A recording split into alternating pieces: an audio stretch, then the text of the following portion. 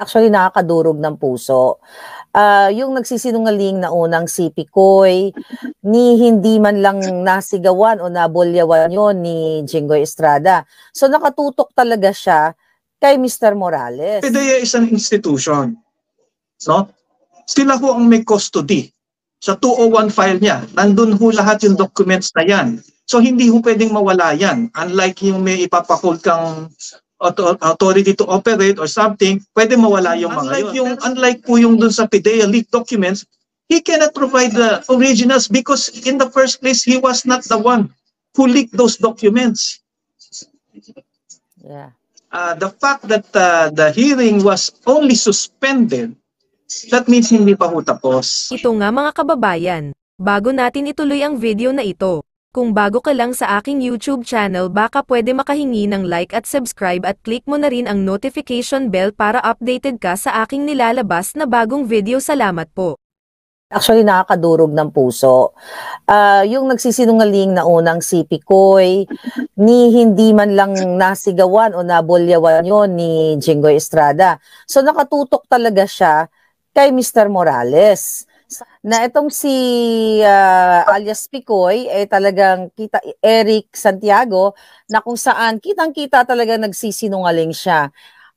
Pero napakabait pa ni Escudero, ni Estrada sa kanya.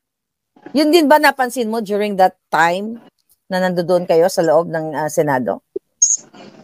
Nabanggit ko nga po kay Agent Morales na Agent, kung pwede lang mag-cross. Ako na mag-cross kay kay Picoy. Ako na mag-cross. Kaso hindi naman ho kasi ganun ang rules, no? We're not even allowed to speak. So, pero yun ho yung ko, because you're asking me kung ano yung yung take ko. Yeah. I wanted to cross him. Ako na ho mag-conduct ng cross. So talagang the same sentiments, the same observation ng taong bayan, and you also as a lawyer, na talagang may failure itong mga senador na ito sa cross-examination dun sa mga resource person. I don't want to categorically say that failure po. Kung nilalagay ko kayo sa alanganin. Pero sir, ano yung mga good points na lang doon sa hearing? May good points ba kayong napansin doon? Meron ba tayong na-prove doon kanina?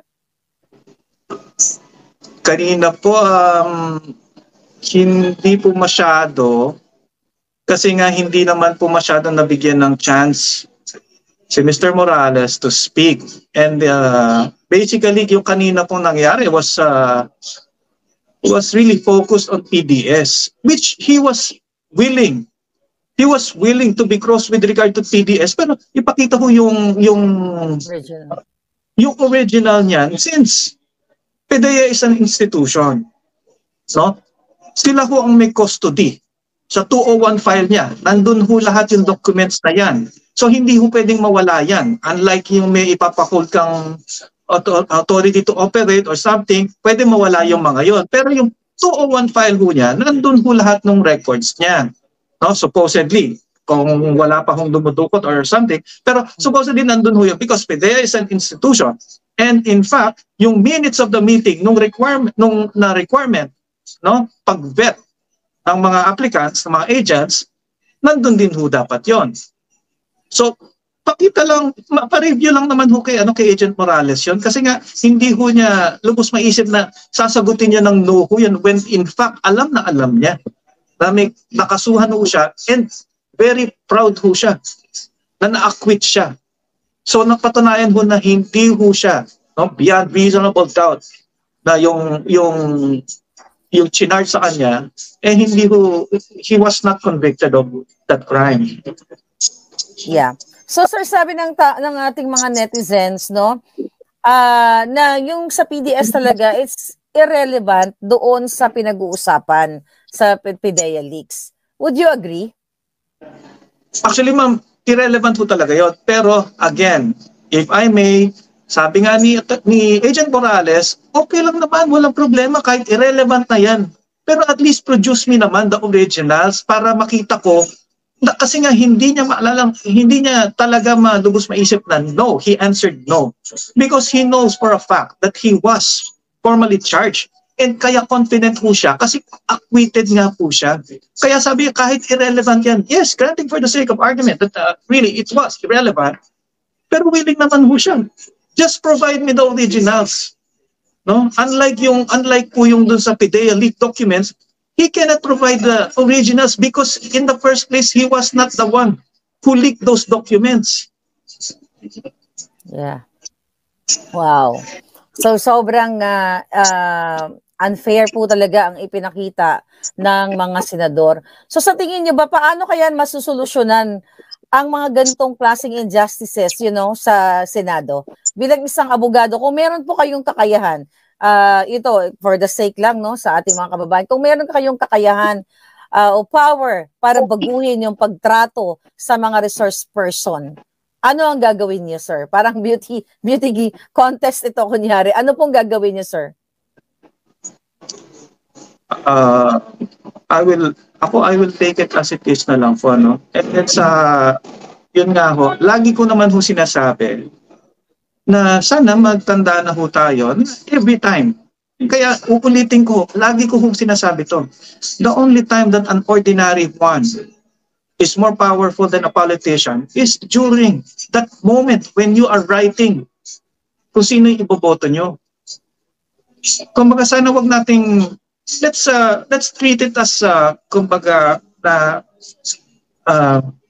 very serious ho yun, no? Kumbaga 5,000, 10,000, 20,000 papalit mo yung future ng apo mo.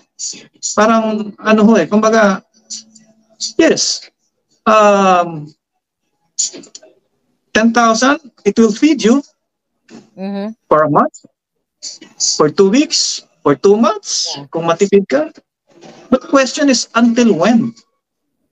Yeah. Just so sad, nangyayari sa Pilipinas. So, sir, mabalik ako dun sa PDS ni Agent Morales. Sinomo na ba yon? Ni-request na ba ng COMSEC, Committee Secretary, yung PDS niya para man lang mabigyan siya ng chance na makita niya? Sabi niya nga, ma-examine niya kung ano yung inisyu kay Jinggoy ng PIDEA. Kasi kami dito mga netizens, alam namin na wala kaming katiwa-tiwala sa PIDEA, lalo na ako personally. So, naiso mo na yun para ma-verify o ma-check ni Morales yung kanyang PIDEA. Yes, ma'am. We will request it from the committee to have the originals presented before the Senate on the next hearing po. Okay, so next week na yun. So may mga hiningi pa ba sa inyo ang committee secretary? Paano na yan? Ba talagang abruptly yung yung pag-end nila sa hearing kasi wala na yung resource person kinontempt na nila Kaya no choice na sila kundi talagang intentionally pinigil na nila. Do you think ayokong malagay kayo sa sa alanganin. But anyway, yung pagpigil nila sa hearing na yon, anong naging naramdaman ni Agent Morales? Nanglulumo ba siya? Nanghinayang ba siya? Anong na-mention niya sa inyo? Si Agent Morales naman po is always looking for hope, no? The fact that the hearing was only suspended, that means hindi pa ho tapos. Kumbaga, si Agent Morales is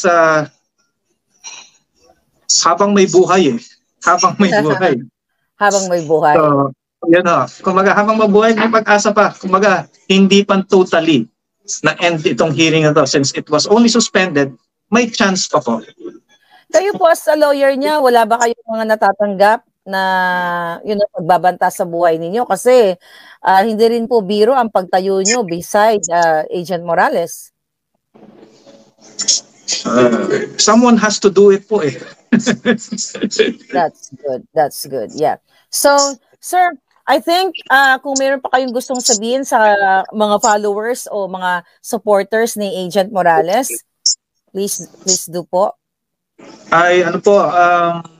Rest assured po, mga supporters po ni Agent Morales, that Agent Morales in high spirits. Hindi ho siya na-down. Okay? Ang ano niya lang ho, please continue supporting him. Let's continue supporting him. Kasi yun lang ho ang nagbibigay ng lakas po sa kanya.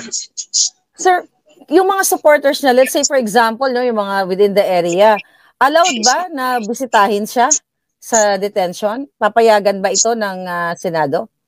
Pag may gusto. Unfortunately, ma'am, hindi po kasi immediate family lang po. Lang po ang pwedeng mag-visit kay Agent Morales. In fact, nung sa labas po ng Senate, meron po siyang pamangkin, no? Pamangkin na nagpunta doon. Hindi ho inallow na mag-visit ho sa uncle po niya. Kasi immediate family lang po. Nandun ho sa guidelines na immediate family lang po. So yung mga telephone calls, bawal din po sa guidelines? Yes po, kinuha ko yung phone niya, but he can make calls, pero mag-ask muna siya ng permission dun sa security, and then binibigay naman po. Unfortunately, ang calls po niya are made dun sa phone po ng provided by OSAA. So hindi ko yung personal phone niya.